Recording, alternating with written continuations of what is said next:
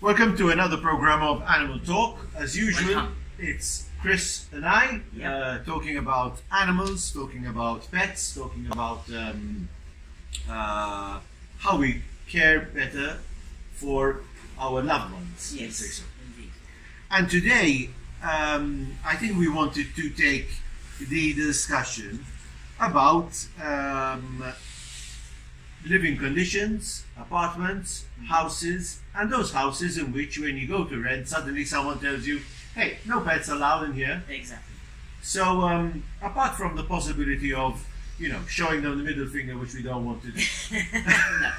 No, there's a more peaceful way to do it. Yes, unfortunately nowadays it's become really common. It's become almost the norm that when you go to buy any place or you're renting, they put this no pets clause in your rental agreement. But is that legal? It's strictly speaking, yes and no. Because if you agree to it, then you've agreed that you are willing to forfeit your right to have a pet. So basically the first point you're saying is do not agree with that clause. Exactly. We have some suggestions that might help you renegotiate that with your landlord or whoever you're buying your property from. But first I'd like to tackle the reasons why some landlords prefer to put a no pets clause. And unfortunately, we hate to point the finger, but we have to in this circumstance. It's usually because they've had a bad experience because of irresponsible owners that have allowed their dogs to become a nuisance and or danger to the other tenants, which is unacceptable. We understand that bad experience might put someone on the wrong side of the fence, but there are other ways. There are valid reasons. There are some valid reasons. Yes. But you've already mentioned an interesting point. Mm-hmm. So the majority of problems probably come from, let's say, excessively barking dogs. Yes. But when you mention the word pets in a contract, then you are not just excluding barking dogs, but you're Exactly. excluding Strictly speaking, it's everything. Animal, so even a mouse or a hamster that Yeah. is completely innocuous, unless you get some choose your furniture, you're pretty much, if you agree to that clause, you're surrendering your right completely to have. You can't even have anything else. fish, Yes. a goldfish, nothing. Yes, exactly. Okay. In theory. So basically, the point Chris is making, which is a very interesting point, is before signing a no pets clause, delve into it a bit more. Yes, because we want people to understand that EU, the European Union, gives us certain rights, and two of those rights are the right of enjoyment of the property you are occupying, paying for. Well, since we're paying for it, we might as well enjoy it. No? Exactly. And most people are paying through their nose So nowadays. agreeing to a no pets clause reduces your rights, and you also have the right to a private family life. And if your version of a private family life ideally includes a pet, agreeing to a no pets clause again diminishes your right to a private family life. So you don't have to agree to it, but we understand that the landlord probably wants his So how do we interests go to be around it? protected. Okay, so we have a few suggestions. First of all, we can compromise. We can renegotiate the way it's written, because it's fair enough that the landlord wants to protect his interests And probably those of the other tenants and those as of the well. other tenants and your neighbours. So, if we change the clause to something that reads more on the lines of I, the tenant, agree to not let any of my pets be a nuisance or a danger to my neighbours, and you're agreeing to keep the place clean and to refund any damages that then the pet makes on the property, then you can go a long way in reassuring the landlord that whatever damages will be covered. Also, I think it's fair enough that in this clause there should be, that if the animal is found to be a nuisance or a danger to the other tenants, then the landlord would ask for the pet to be rehomed. I think that is acceptable. if we're not being responsible and looking after our pets, there is no reason why they should be allowed to be a nuisance to other people. So I think that is completely. So basically, what you're saying is, Chris, during negotiation, don't accept a blanket statement of no pets, but say, okay, let us put a condition that if the pet is a nuisance, and maybe we can define what a nuisance is as well. Exactly. Again, with that, one has to be careful in the sense, a rabbit is very difficult to be a nuisance. I mean, I don't think a rabbit barks, or as far as I know, rabbits don't bark. No. Chipmunks maybe chirp, but that's only during spring.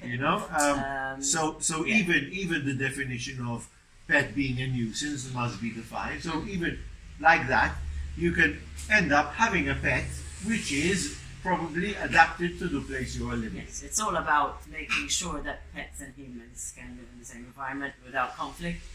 And one other idea that I learned from actually an ex-colleague is when you're renting, especially, if you offer your landlord to pay an extra deposit, say 200 euros, that those 200 euros are specifically for any damages caused by your pet if they happen.